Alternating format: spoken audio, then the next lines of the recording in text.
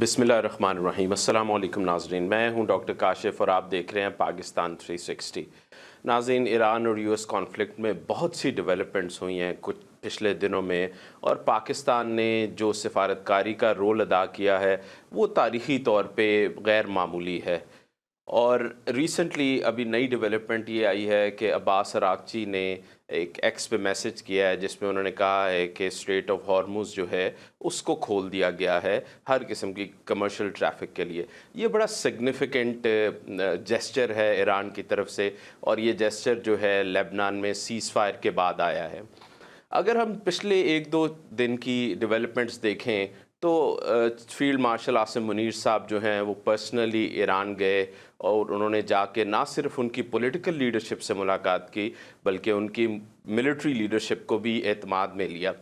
یہ بڑا significant trip تھا، ریزن بینگ کہ ایران جو ہے وہ ایک ٹیمپرری سیز فائر میں ہے، اور وہاں پہ ایک قسم کی جنگ جو تھی وہ جاری تھی، اور یہ بہت سٹرونگ جیسچر تھا کہ فیلڈ مارشل صاحب جو ہیں وہ پرسنلی ایران وزٹ کرنے گئے۔ دوسری طرف اگر ہم دیکھیں تو وزیر اعظم شہباز شریف صاحب جو ہیں وہ 3 اہم کنٹریز کا وزٹ کر رہے ہیں، اور 3 بڑے لیڈرز کو اعتماد میں لے رہے ہیں اس بڑی پیس ڈیل کی جو کہ ایران اور یو ایس کے درمیان ہونے جا رہی ہے۔ اسی پہ ہم بات کریں گے۔ ہمیں جوائن کیا ہے ایئر وائس مارشل ڈاکٹر عابد راؤ صاحب نے۔ جی ڈاکٹر صاحب، پہلے تو میں آپ سے پوچھوں گا کہ بڑا سگنیفیکنٹ ٹرپ ہے عاصم منیر صاحب کا، اور جس طرح کی جیسچرنگ کی ہے انہوں نے جب وہ ملٹری یونیفارم میں گئے اور انہوں نے سلوٹ کیا عباس اراغچی صاحب کو اور بڑی گرم جوشی سے ملے، اور اس کے بعد انہوں نے ان کی ملٹری لیڈرشپ کے ساتھ بھی میٹنگز کی اور ان کو اعتماد میں لیا۔ آپ اس پہ کیا کمنٹ کریں گے؟ دیکھیے، بہت بہت شکریہ کاشف آپ۔ بات یہ ہے کہ جب دو سائیڈز جو ثالثی کی طرف دیکھ رہی ہوں، پاکستان کی طرف، دونوں بڑی ہارڈ لائنرز ہیں، دونوں کی شرائط بہت سخت ہیں۔ مطلب وہ اپیرنٹلی تو ناقابل قبول لگتی تھی کہ جی ایران کو ساری کاسٹ آف وار دی جائے جو اس کے نقصانات ہوئے ہیں، اس کے بعد یہ اس پہ سینکشنز اٹھائی جائیں۔ یہ بڑے ہارڈ فیصلے تھے جو 47 سال سے بتدریج ایران پہ لاگو کیے گئے تھے۔ اچھا، اور گارنٹی چاہیے تھی ان کو کہ کوئی ان پہ دوبارہ اٹیک نہ کرے، کوئی ایڈونچر نہ کرے، یا مس ایڈونچر کہہ لیں آپ۔ تو امریکہ کی بھی اتنی سخت تھیں کہ جی یہ نیوکلیئر اس پہ وہ کمپرومائز کرے، یہ ہمیں مٹیریل ہینڈ اوور کر دے، اور اس پروگرام پہ ٹوٹل یہ سٹاپ لگا دے، پھر یہ اسٹریٹ آف ہارمز کو انکنڈیشنلی کھول دیا جائے، کوئی پیسہ نہ لے۔ تو اس ٹائپ کی وہ تھی۔ اچھا، پاکستان جیسے ملک کے لیے کسی بھی ایک پارٹی کو کنونس کرنا یہ بہت مشکل کام تھا کہ آپ کہیں کہ ایران پہلی وہ فیوریبل کوئی ایسی ڈکلیریشن کر دے جیسے اسٹریٹ آف ہارمز کا انہوں نے کر دیا ہے، یا کوئی اور ریلیکس کر لے تاکہ بات آگے چلے۔ تو یہ میرے نزدیک پاکستان کی بہت بڑی کامیابی ہے۔ اس میں فیلڈ مارشل عاصم کا بھی بہت بڑا رول ہے جو وہ پرسنلی گئے ہیں، اور انہوں نے ایم شور کئی ایشورنسز دی ہوں گی امریکہ کی طرف سے، اور ادھر سے پرائم منسٹر صاحب گئے ہوئے ہیں۔ 3 بڑے ملک جو ہیں، سعودی عربیہ پہلے گئے ہیں، پھر اینڈ میں وہ ٹرکی جائیں گے، تو جن کا ڈائریکٹلی اور انڈائریکٹلی اس جنگ سے تعلق تھا۔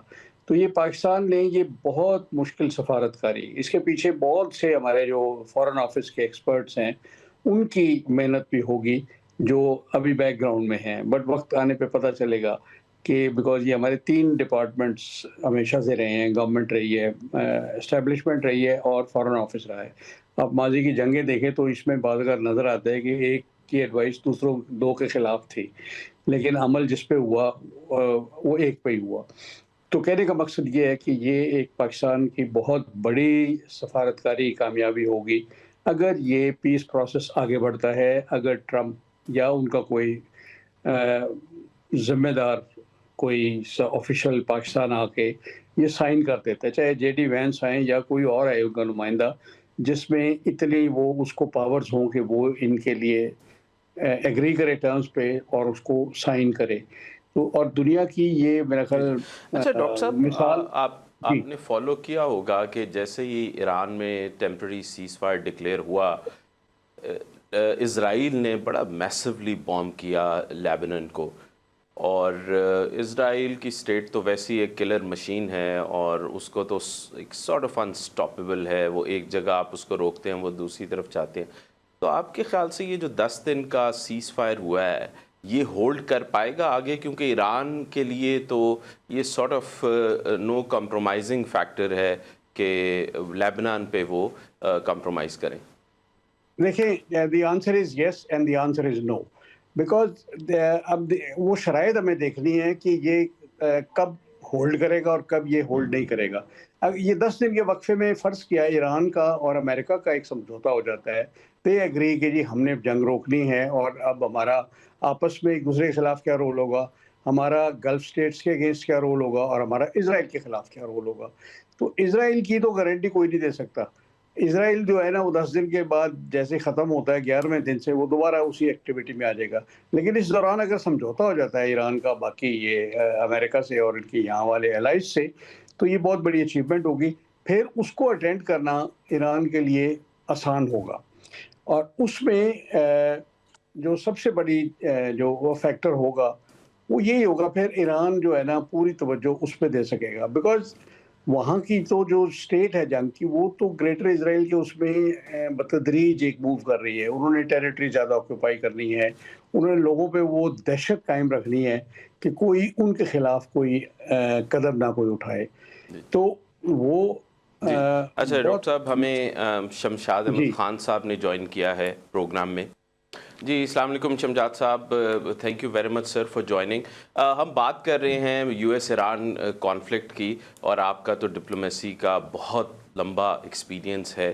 آپ کے خیال سے یہ جو ریسنٹ ڈیولپمنٹ ہوئی ہے جس میں ایک تو لیبنن اور اسرائیل کا سیز فائر ہو گیا، اور اس کے ساتھ ہی ابھی عراقچی صاحب کی ایکس پہ میسج آیا ہے کہ انہوں نے کمرشل شپس کے لیے اسٹریٹ آف ہارموز کو کھول دیا ہے. آپ کیا دیکھ رہے ہیں یہ ڈیولپمنٹس جو ہیں وہ فائنلی پھر ایک پیس ڈیل کی طرف جا رہی ہیں؟ بالکل، یہ بڑی پازیٹیو ڈیولپمنٹس ہیں، اور میرے خیال میں بس اب ٹرمپ کی طرف سے فائنل گو ہونا چاہیے. اگرچہ اس کی طرف سے بھی یہ میسج باہر آیا ہے کہ ceasefire in Lebanon is in effect. اگرچہ غزہ کا ہمیں پتہ نہیں ہے، غزہ میں ابھی بھی اسرائیل جو ہے فلسطینیوں کو شہید کر رہا ہے، مار رہا ہے. تو بہرحال جو اوور آل سچویشن ہے وہ it is much better, looking good. اور اصولاً جو اسلام آباد میں سیکنڈ راؤنڈ ہونا ہے، it is all set now. بس یہ میں کہنا چاہوں گا. جی شمشاد صاحب، سگنلنگ تو بہت اچھی جا رہی ہے، لیکن ایک چیز جو کہ یو ایس جو ہے وہ اپنا ملٹری بلٹ اپ ابھی بھی انکریز کر رہا ہے مڈل ایسٹ میں. اور اگر ہم پیٹ ہیگزٹ کو سنیں جو کہ سیکٹری آف وار ہے اور جس قسم کی وہ تقریریں کر رہا ہے اور جس قسم کی ابھی بھی پوسچرنگ کر رہا ہے، وہ آپ کے خیال سے کیا he is like he doesn't have the Trump backing, یا یہ صرف یو ایس کا جو ایک پوزیشن آف اتھارٹی سے آ کے اس ڈیل کو سائن کرنا ہے یہ اس کا حصہ ہے؟ یہ پیٹ ہیکسس جو ہے یہ نیتن یاہو کا چہرہ ہے. آپ اس کو چھوڑ دیجئے. اس وقت چونکہ ٹرمپ جو ہے وہ اس جنگ سے نکلنا چاہتا ہے، اس کو اپنی غلطی کا احساس ہو گیا ہے. کیونکہ جتنا اس نے یہ نیتن یاہو کی باتوں پر اعتبار کر کے پہلی ٹرم میں اس نے جو نیوکلیر ڈیل بڑا نیگوشیٹ ہوا تھا، 9 سال لگے تھے اس ڈیل کو نیگوشیٹ کرنے میں، اور 2015 میں وہ سائن ہوا تھا ویانا میں، تو اس نے وہ اسکریچ کر دیا تھا. نیتن یاہو کا یہ پٹھو تھا پہلی ٹرم میں، اور پھر اس کے بعد اس نے فوری طور پر جیروسلم کو اسرائیل کا کیپٹل ریکگنائز کیا، اور امریکہ کا سفارت خانہ جو ہے وہ تل اویو سے جیروسلم شفٹ کر دیا تھا. پھر اس کے بعد ابراہم اکارڈ شروع کیا. یہ پہلی ٹرم کی باتیں بتا رہا ہوں، جو 16 سے 20 تک کا جو اس کا ٹینیور تھا. تو اس نے جو ابراہم اکارڈ میں مسلمان ریاستوں سے ریکگنائز کروانا شروع کیا، اس میں سعودی عرب بھی شامل تھا، مگر سعودی عرب لاسٹ منٹ بیک آؤٹ کر گیا، اور اس نے یہ کہا کہ جب تک کوئی بڑا ملک، اسلامی ملک نہیں ریکگنائز کرتا میں نہیں کروں گا. تو اس طرح اس کی ٹرم ختم ہو گئی. پھر وہ بائیڈن آ گیا تو وہ ذرا سلسلہ ٹھپ ہو گیا تھا. لیکن میں آپ کو بتا دوں، اپنی پہلی ٹرم میں ایک چیز اور کی تھی جو ہم باوجود اگنور کرتے جا رہے ہیں، اور وہ یہ تھی کہ اس نے مودی سے بھی وہ کیا تھا. مودی کو ٹرمپ نے اس کی دوستی تھی مودی کے ساتھ جب پہلی ٹرم میں یہ منتخب ہوا تھا. جی جی تو اس نے مودی کو کہا تھا کہ میں یہاں مقبوضہ کشمیر میں آکوپائڈ کشمیر تمہارے پاس ہے, میں یہاں ایک بڑا ریزورٹ بناؤں گا. تو مودی اس بات سے بڑا خوش ہوا اور مودی نے فوراً پھر میرے خیال 2019 میں اگست 2019 میں اس نے وہ جو آرٹیکل 370 35A کانسٹیٹیوشن کا جو تھا اسپیشل سٹیٹس کشمیر میں, وہ ایبروگیٹ کر دیا تھا. لیکن اس دوران میں جب وہ ایبروگیٹ ہوتا رہا, اس دوران میں ٹرمپ کی توجہ اور چیزوں پر پڑ گئی. اس کو گرین لینڈ نظر آنے لگ گیا. جب دوسری ٹرم آئی تو پھر گرین لینڈ کے پیچھے چل پڑا. وہاں پھر یورپینز نے ریزسٹ کیا تو وہ چلا گیا. پھر غزہ پہ نظر آ گئی تو وہاں اس نے وہ گولڈ آف پیس کا ایک شوبدہ بازی تھی وہ کی, وہ بھی ختم ہو گیا. اور اب پھر اس نے نیتنیاہو کے کہنے پر ایران پہ چڑھائی کر دی فروری میں, جس کے نتیجے میں یہ ہوا کہ ایران نے اسرائیل اور امریکہ دونوں کی ایسا سبق سکھا دیا کہ فوراً ٹرمپ کو کہتے ہیں نانی یاد آ گئی, اور اس نے ایکسپلور کرنا شروع کیا کہ کس طرح باہر نکلے. اور اس کے ملک کے اندر لوگوں میں اتنی اپوزیشن ہو گئی تھی اس جنگ کی کہ انہوں نے اس کو باور کروا دیا تھا کہ یہ اسرائیل کے کہنے پہ مت چلو, نیتنیاہو نے تمہیں مروا دیا ہے اور امریکہ کو مروا دیا ہے. تو بلکہ امریکہ کو ایک روگ سٹیٹ بنا دیا ہے. رائٹلی سیٹ سر. میں ڈاکٹر عابد صاحب کے پاس آؤں گا. ڈاکٹر صاحب, شمشاد صاحب نے بڑا صحیح فرمایا کہ ویسے تو لیبنن میں سیز فائر ہو گیا ہے, لیکن اگر ہم غزہ کے معاملے کو دیکھیں وہ ایک بورڈ آف پیس بنا تھا, لیکن وہ بورڈ آف پیسز ہی نظر آ رہا ہے, وہ تو بالکل پیچھے چلا گیا. اور ابھی ایران کی سیز فائر میں اس کا کہیں بھی ذکر نظر نہیں آ رہا ظاہری طور پہ. شاید اگر کوئی ایگریمنٹ ایسا سامنے آتا ہے, ہو سکتا ہے اس میں کوئی چیز ہو. آپ سمجھتے ہیں کہ کو غزہ پہ بات ہو سکے گی؟ اچھا دیکھیے, جو غزہ کا اور ویسٹ بینک کا رہا ہے, آپ جائیں 1967 سے پہلے تو اس وقت اسرائیل ڈرتا تھا ان عرب کنٹریز سے, بیکاز ایجپٹ بڑی اسٹرانگ آرمی تھی, Syria was a very very organized army, arm forces بلکہ. لیکن اس میں جو ان کی پرفارمنس رہی, اس میں اسرائیل کو نیا کانفیڈنس ملا ہے. اب وہ ان سے نہیں ڈرتا. تو انہوں نے جس طرح نیوٹرلائز کیا کیمپ ڈیوڈ میں ایجپٹ کو, سیریا میں گولانائٹس کچھ کب تک قبضہ کیا تھا, آج تک ہے. پھر سیرین گورنمنٹ جس طرح ٹوٹ گئی. اس ایریا میں جو اس کے عزائم ہیں وہ اس نے ہر قیمت پہ حاصل کرنے ہیں. وہاں پہ ٹیمپریری جنگ بندی ہو سکتی ہے, وہاں پہ اس کی جو ریکوائرمنٹ ہے کہ حماس کو آپ ڈی آرم کر دیں اور باقی جتنے بھی ریزسٹنس گروپس ہیں ان کو ختم کر دیں, وہ ایران ایگری نہیں کرے گا. تو اس لیے وہاں پہ تو ایک کانسٹنٹ وار تھریٹ قائم رہے گا. اس میں جو ہے نا, میرا نہیں خیال آنے والے مستقبل میں ہر اسرائیلی گورنمنٹ کی جو, دیکھیے حسنین ہیکل ایک بڑے اچھے رائٹر تھے, انہوں نے کہا تھا کہ اسرائیل نے اگر سروائیو کرنا ہے نا اتنے زیادہ عرب کنٹریز کے سامنے, اور یہ 67 کی بات ہے, تو اس کو بڑی ایگریسو اپروچ رکھنی پڑے گی, اس کو جارحانہ اپروچ رکھنی پڑے گی تاکہ وہ اس سے لوگ اس سے ڈریں. اور یہ اس نے 67 سے اب تک جتنے بھی سال ہوئے ہیں, 60 تقریباً ہونے والے ہیں, اس میں یہی ثابت کیا ہے کہ وہ طاقت کے زور پہ اپنی ساری باتیں منواتا ہے. ایجپٹ نے بارلیو لائن توڑ دی تھی 73 وار میں, اور اپنا سینائی کا بہت سا علاقہ آزاد کر دیا تھا. اور اسرائیل کو سیرین فورس نے بھی اتنا نقصان پہنچایا تھا کہ پہلے 3 دنوں کی جنگ میں اسرائیل کے 96 جہاز گرے تھے. لیکن اس کے بعد تھنگس چینجڈ بیکاز امریکہ بیچ میں کود گیا تھا انڈائریکٹلی. اب امریکہ ان کی ڈائریکٹ سپورٹ میں ہے. تو اس لیے غزہ پہ تو میرا نہیں خیال ایسا کوئی مستقبل ہوگا. بس یہ آرکیسٹریٹ ہوتی رہے گی پیس ٹاکس, ٹیمپریری سیز فائر, اور وہ تو وہاں پہ یہ میری ذاتی میرا خیال ہے کہ وہاں پہ پیس پرماننٹ ہو نہیں سکتا وہاں پہ, بیکاز آپ اسرائیل 2 نیشن 2 اسٹیٹس کے فارمولے پہ ایگری نہیں کرے گا اور ان کو اس زبردستی وہاں سے ایویکویٹ کرے گا. اور یہی رائے اس نے مودی کو دی تھی کہ جی آپ کشمیر میں بالکل ایگریسولی ماریں لوکل پاپولیشن کو, ڈس ریگارڈ کریں بچے بوڑھے عورتیں, اور ظالمانہ اس پہ یہ موومنٹ دب جائے گی آپ کی. اور مودی کو اگر آپ دیکھیں 2014 سے لے کے اب تک اس کی یہی اپروچ رہی ہے, اس میں کوئی ریلیکس نہیں وہ چاہ رہا.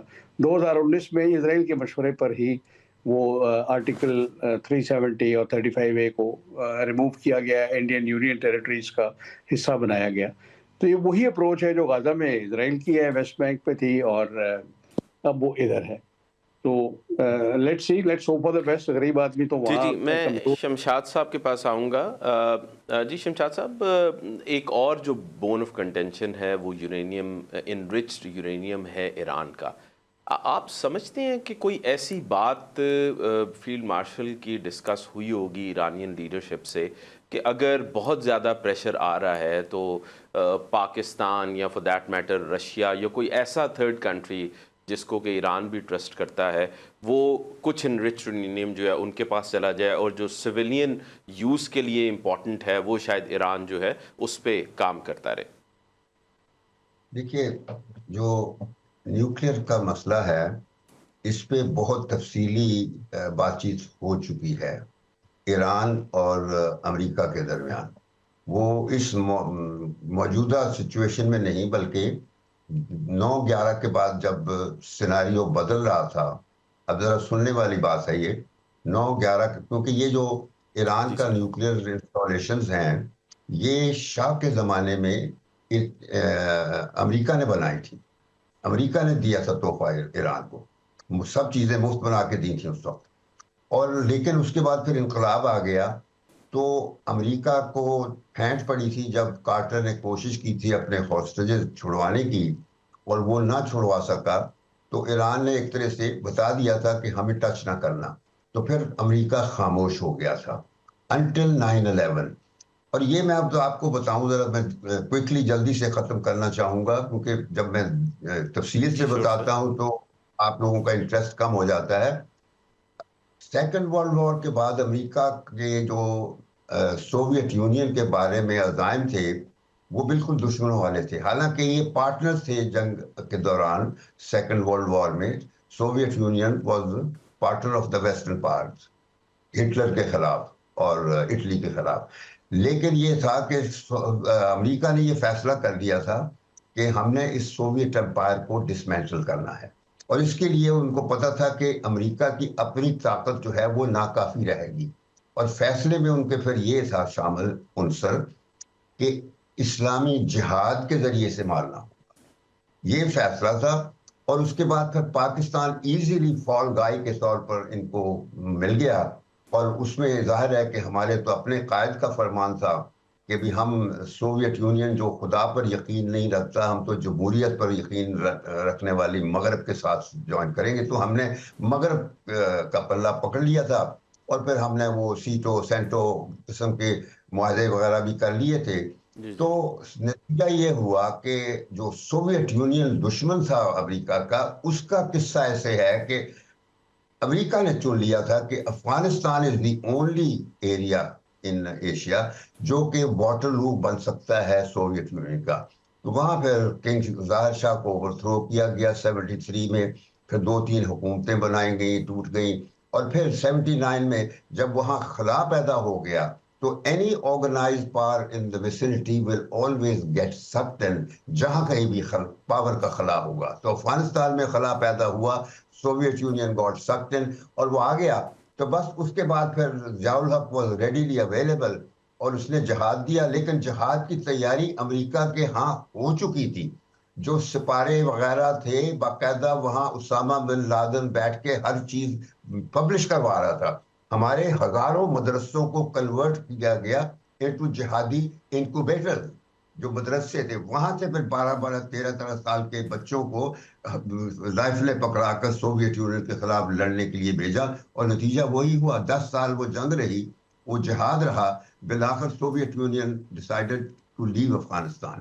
تو جب وہ نکل رہا تھا تو اس وقت پھر سڈنلی ریگن نے کہا ضیاء کو کہ لو بھی وی آر ڈن، ہم جا رہے ہیں، ہمارا مقام. اس نے کہا آپ نہیں جا سکتے، افغانستان اس جنگ میں تباہ ہو گیا ہے اور سارا ملبہ ہم پہ پڑ رہا ہے.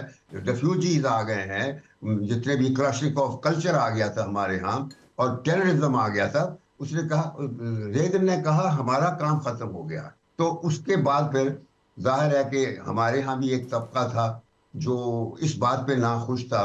وہ جس طرح لیاقت علی کے زمانے میں بھی لیاقت علی نے ایبسولوٹلی ناٹ کہا تھا پریزیڈنٹ ٹرومین کو، جب اس نے کہا تھا کہ مجھے آپ کا ایک فوجی دستہ چاہیے، تو لیاقت نے کہا تھا کہ جناح نے کہا ہوا ہے پیس ود آل اینمٹی ود نن. تو جب اس نے انکار کر دیا اور وہ واپس آ گیا، تو ہمارے امپیریل کنیکشن والی جو سول ملٹری بیوروکریسی تھی، تو وہ ناراض ہو گیا کہ یہ لیاقت علی نے امریکہ کو خفا کر دیا ہے. تو ہم نے فارن آفس نے لیاقت علی کو ماسکو بھیجنے کی تیاری کی، کیونکہ اسٹالن نے بھی انوائٹ کیا تھا. لیکن اس سے پہلے کہ وہ ماسکو جاتا 10 پہلے لیاقت کو شہید کر دیا گیا تھا.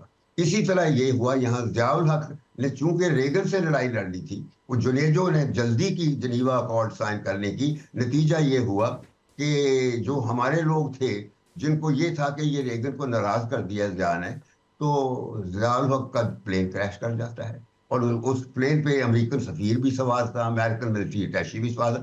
یہ پاکستان کے ساتھ ڈائنامکس ہیں جو متواتر ہر بڑے واقعے کے ساتھ چل رہی ہیں. اور آپ کو میں بتا دوں، ابھی جب لوگ یہاں بغلے بجا رہے تھے کہ یہ جو ہمارے ہاں سیز فائر وغیرہ ہوئی، تو میں نے کہا تھا یہ پہلا واقعہ نہیں ہے. اس سے پہلے پاکستان نے ایک اس سے بھی بہت بڑا پیس کا گلوبل آتانت انجینئر کیا تھا، اور وہ تھا 1971 میں، جب رچرڈ نکسن پاکستان آ کے لاہور میں یحییٰ خان سے مل کے کہا تھا کہ میری دوستی کروا دے چائنا سے. اور پھر ہم نے ایک سیکرٹ ڈپلومیسی کے ذریعے کسنجر کا وزٹ مینیج کیا، اور اس کے بعد چین اور امریکہ کی دوستی ہو گئی. اس کا نتیجہ یہ نکلا کہ جو سوویت یونین انڈیا کے ساتھ گھاس لگا کے بیٹھا تھا پاکستان، جو رہا سا پاکستان تھا، اس کو ختم کرنے کے لیے اس وقت چین اور امریکہ اکٹھے ہو گئے تھے. جی سر، تھینک یو ویری مچ سر. آپ نے بڑی اچھے طریقے سے ہسٹری کو بتایا. ہمیں لینا ایک بریک اور ہم واپس آتے ہیں.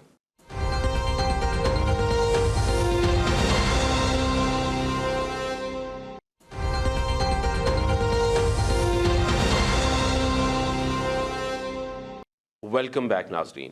میں ڈاکٹر عابد صاحب کے پاس آؤں گا. ڈاکٹر صاحب، آپ سمجھ رہے ہیں کہ یورینیم انرچمنٹ کا جو معاملہ ہے یہ بھی اب کسی طرح حل ہو جائے گا، کیونکہ ایک بڑا سگنل تو آ گیا ہے اسٹریٹ آف ہارموز کا؟ دیکھیے، ایک تو یہ ایران نے تو 2004 میں اپنے سپریم لیڈر سے فتویٰ ان کو جاری ہوا ہے کہ وہ نیوکلیئر ویپن نہیں بنائیں گے. لیکن اس کے باوجود ان کو اسرائیل کو خطرہ یہی رہا، امریکہ کو خطرہ تھا کہ اگر ایران پھر بھی ڈکلیئر کرنے کے بعد بھی کوئی اگر یورینیم انریچمنٹ کی بات کرتا ہے اور یہ 60 سے 80 یا 90% پہ چلے جاتے ہیں، تو پھر یہ اس کے بہت قریب آ جائیں گے. تو یہ اس کو انہوں نے ختم کرنے کا جو ہے، اس کی ان کو اتنی ایشورنس چاہیے کہ یہ جو ابھی رپورٹڈلی ان کے 10 دن ہوئے، 2 C-130 بھی کریش کیے ہیں، 2 ہیلی کاپٹر بھی امریکہ کے گرے ہیں. اس پہ یہی ہے کہ یہ پائلٹ کو ڈھونڈنے نہیں آئے تھے، یہ ایک کمانڈو ریڈ کرنی تھی، اور یہ انرچڈ یورینیم کو انہوں نے چرانا تھا یا کیا کرنا تھا. ہیونگ سیڈ دیٹ، امریکہ تو چاہے گا کہ یہ کسی کو دے دیں، لیکن میرے ذاتی خیال میں ایران نے اگر کسی کو ہینڈ اوور بھی کیا تو وہ کوئی تیسرا ملک ہوگا جس پہ وہ اعتبار کر سکے، چاہے وہ چائنا ہو، چاہے نارتھ کوریا ہو، چاہے وہ رشیا ہو، یا کوئی اور ملک سوئٹزرلینڈ ٹائپ ہو. تو اس پہ اللہ کرے کوئی ایگریمنٹ ان کا ہو جائے اور ایران ان کو سیٹسفائی کر سکے کہ یہ نیوکلیئر ویپن نہیں کریں گے، ملٹری گریڈ کے اس پہ نہیں لے کے آئیں گے اس کو، تو اس وقت یہ معاملہ حل ہو سکتا ہے. یہ انہوں نے پہلا جیسچر، پہلی فیور کر دی ہے، willingness to a peaceful settlement with America. تو اب امریکہ کو بھی رسپونڈ کرنا چاہیے. ان کے ایسٹس جمع ان کے جتنے بھی پڑے ہیں وہ دے دیں ان کو، جو فریز کیے ہوئے ہیں. چاہے وہ یہ کہہ رہے ہیں کہ جی وہ سٹیجز میں دیں گے، پہلے ایک پھر تو باقی قسطیں اس کی ہوں گی. تو یہ سوشل میڈیا پہ آنے والی خبریں ہیں، ایکچوئل اس میں ایکارڈ میں پتہ چلے گا کہ جی امریکہ کن کن ٹرمز پہ ایگری کیا ہے. اچھا، میں شمشاد صاحب کے پاس آؤں گا. شمشاد صاحب، اسرائیل جو ہے وہ انڈکلیئرڈ نیوکلیئر اسٹیٹ ہے. ایک وقت 1960s میں، مطلب ہسٹری میں یہ لکھا گیا ہے کہ جی ون آف دا ریزنز کہ جان ایف کینیڈی کو مارا گیا تھا کہ وہ اسرائیل کے نیوکلیئر پروگرام جو ہے اس کے اگینسٹ تھا، اور انہوں نے بڑا سیکریٹلی یہ نیوکلیئر پروگرام بنایا، اور they are not part of any treaty. آپ مطلب یہ کیا وجہ ہے کہ کیونکہ یہ لوگ انفارمیشن سپیس کنٹرول کرتے ہیں، کافی حد تک electronic media, print media control کرتے ہیں، کبھی کسی نے اتنے بڑے سکیل پہ یہ بات نہیں کی کہ اصل خطرہ تو اسرائیل سے لگتا ہے. ایران جس کے پاس تو نیوکلیر ویپن ہے نہیں ہے، اس کو تو پورٹری کیا گیا ہے کہ وہ ایک ایکسٹریمسٹ رجیم ہے اور وہ شاید نیوکلیر ویپن یوز کر سکتی ہے. دیکھیں، اسرائیل کو شروع میں اس جہاں پہ آج اسرائیل واقع ہے تو یہ برٹن نے انسٹال کیا تھا، جو وہ بالفور ڈکلیریشن تھا اس کے ذریعے سے. جی، اس بیلفور کے بعد ڈکلیریشن. آپ کو یاد ہوگا کہ 1949 میں بھی عربوں اور اسرائیلیوں کی لڑائی ہوئی. سویز کا کرائسس ہوا 56 میں، پھر 73 میں جنگ ہوئی، پھر 67 میں جنگ ہوئی، پھر 73 میں جنگ ہوئی. لیکن لیٹر سٹیجز میں برٹن اور فرانس جو تھے وہ کچھ ماڈریٹ ہو گئے تھے اسرائیل کے حوالے سے، مگر امریکہ میں چکر چل پڑا تھا. یہ جو ایپسٹین نیٹ ورک کا ہے، ابھی ایپسٹین خود تو پیدا نہیں ہوا تھا، لیکن اسرائیل کی جو موساد ایجنسی ہے اس نے امریکہ کے پولیٹیکل سرکلز میں اپنی ان رولز بنا لی ہوئی تھی. ابھی ذکر ہوا آپ کے مہمان نے، ابھی ڈاکٹر عابد نے یہ کہا ہے، کینیڈی کا ذکر کیا ہے یا آپ نے ذکر کیا ہے، تو کینیڈی نے تو صاف کہہ دیا تھا کہ ہم اسرائیل کی بات نہیں مانتے، کیونکہ ایکسپینشنسٹ جو ڈیزائن تھے وہ یہی بتا رہے تھے کہ ہمیں ایٹم بم دو. یہ سارا وقت اس کا پریشر جو تھا اسرائیل کا، اور وہ پھر بالآخر over a period of time امریکہ نے وہ دینا شروع کر دیا. اور یہ چیزیں اس وجہ سے نہیں پبلک میں زیادہ پھیلائی گئیں، بیکاز امریکہ after the disintegration of the Soviet empire تو پھر تو یونیپولرٹی آ گئی تھی. 79 کے بعد 89 میں تو پھر سوویت یونین ہی ختم ہو گیا تھا. اس کے جو 13 پروونسز تھے وہ ایسٹ یورپ کا حصہ بن گئے تھے، برلن کی دیوار گر گئی تھی وغیرہ وغیرہ.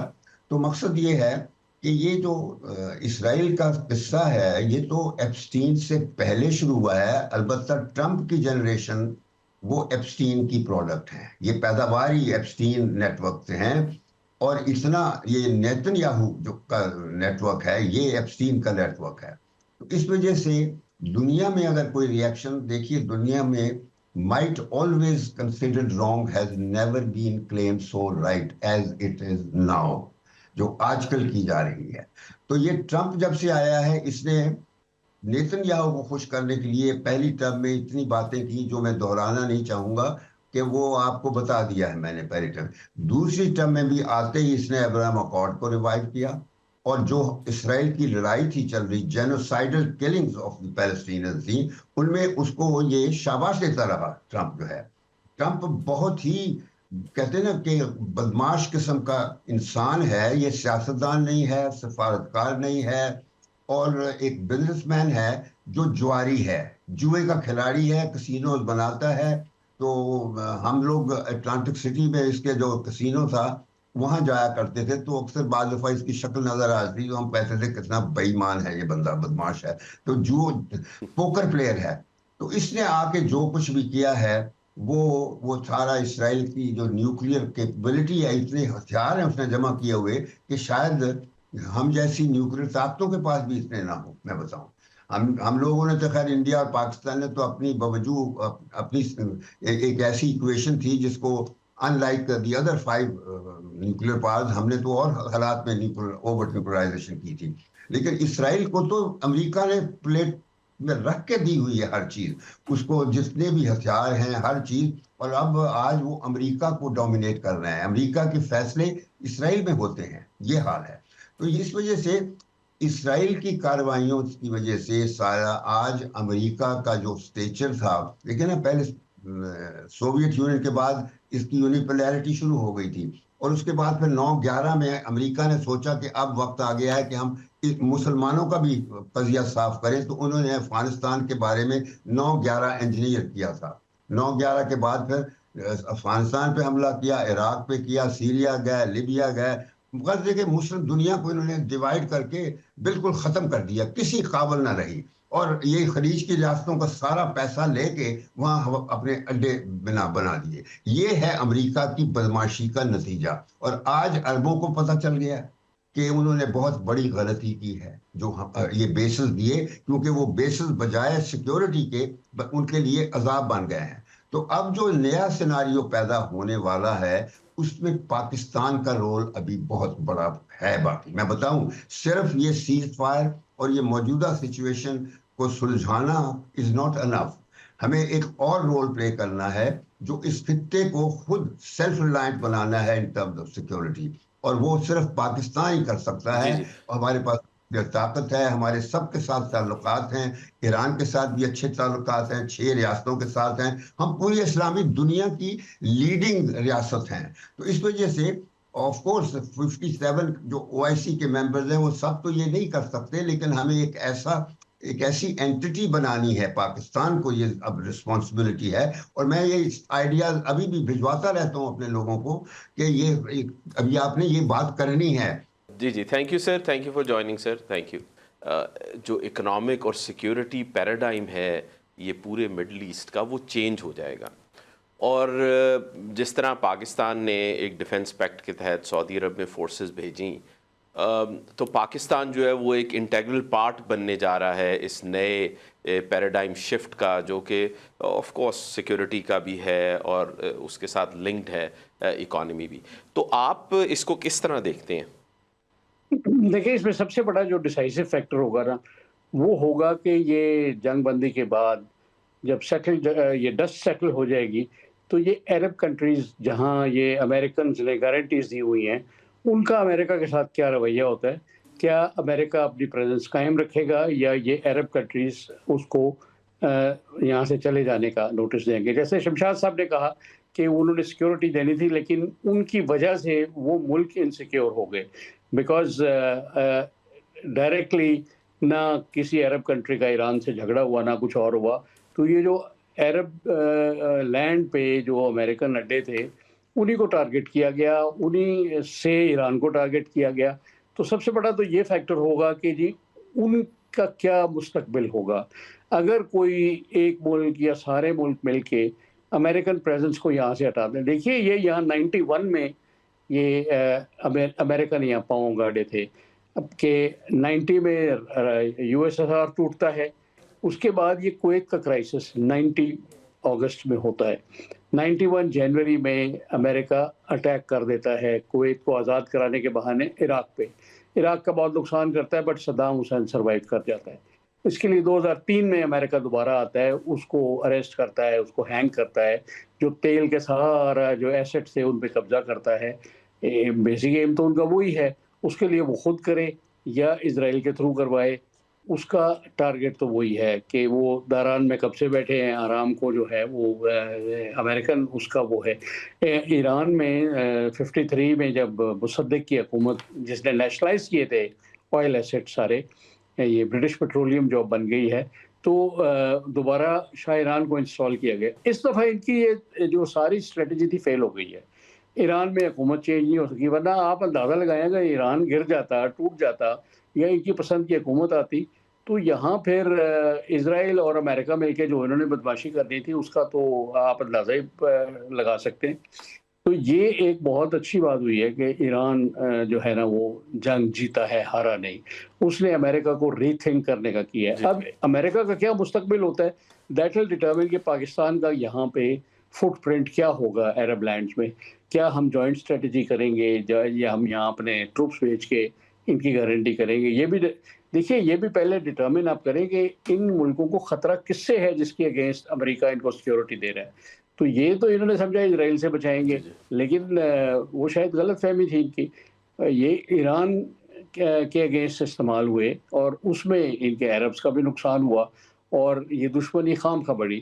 خدا نہ خواستہ اگر یہ جنگ چلتی ہے تو یہ مسلمان دنیا کا بہت بڑا لاس ہوا کہ عرب بھی مسلمان ہیں، ایران بھی مسلمان ہے، یہ ایک دوسرے کی تنصیبات کو اڑا دے، ملٹری اور اکنامک جو ان کی کیپیسٹی ہے جی اس جی کو سر، کم کیونکہ کر دے۔ اسپیشلی اگر ہم دیکھیں تو اسرائیل نے تو ہر کوشش کر کے دیکھ لی ہے، فالس فلیگ آپریشنز کر کے بھی مختلف ملکوں میں، کہ کسی طرح ایران جو ہے اور GCC کنٹریز جو ہیں وہ آپس میں لڑ جائیں۔ اور اس میں آئی تھنک جی ہم لوگوں کو سعودیہ کا بھی کنسٹرینٹ جو ہے وہ اپریشیٹ کرنا چاہیے، اور آف کورس اس کے پیچھے پاکستان کی ڈپلومیسی بہت امپورٹنٹ تھی جو بیک اینڈ جی جی فورتھ چلتی رہی ہے۔ تو اب موونگ فارورڈ سر آپ کے خیال سے ایک بہت بڑا پازیٹیو سگنل تو آ گیا ہے، تو اب لیبنن کا ایشو بھی ٹیمپریریلی جو ہے وہ ہالٹ پہ چلا گیا، اسٹریٹ آف ہارموز کا مسئلہ بھی جنرلی ایک ویری اسٹرانگ سگنل آیا، تو آپ کے خیال سے یہ جو تیسرا بون آف کنٹینشن تھا یورینیم، یہ بھی کافی حد تک آپ کے خیال سے حل ہو جائے گا اور ہم کسی جی بڑے ایگریمنٹ کی طرف جا رہے ہیں؟ جی آئی تھنک یہ حل ہو جائے گا، اس پہ کمپرومائز ہو جائے گا کہ ان کو ایک سرٹن پرسنٹیج تک ہو سکتا ہے کہ پرمیشن مل جائے کہ جی آپ اتنی انریچمنٹ کر لیں جو سول یوز میں ہو سکے، لیکن اس سے آگے نہیں۔ لیکن نوئنگ کہ امریکنز کے ڈاؤٹس کیا کیا ہیں، وہ ایران پہ حد درجہ جتنا ہو سکا وہ پریشر ڈال کے اس کی لمیٹیشن کم کریں گے۔ اچھا، اسرائیل کے بارے میں let me make one thing کہ یہ اس کا حل صرف فوجی ہے، پلیز۔ اس کا اور کوئی حل نہیں ہے۔ اس کی آرم ٹوئسٹنگ، اس کو جب تک آپ اس کے ساتھ اس کو ڈرا کے نہیں رہیں گے، وہ اپنے ایکسپینشنسٹ پالیسی، وہ اپنی اگریسو پالیسی، ان کو مار داڑ کرنے کی، اس سے وہ باز نہیں آئے گا۔ تو اس کے لیے اس کا سلوشن صرف ملٹری سلوشن ہے۔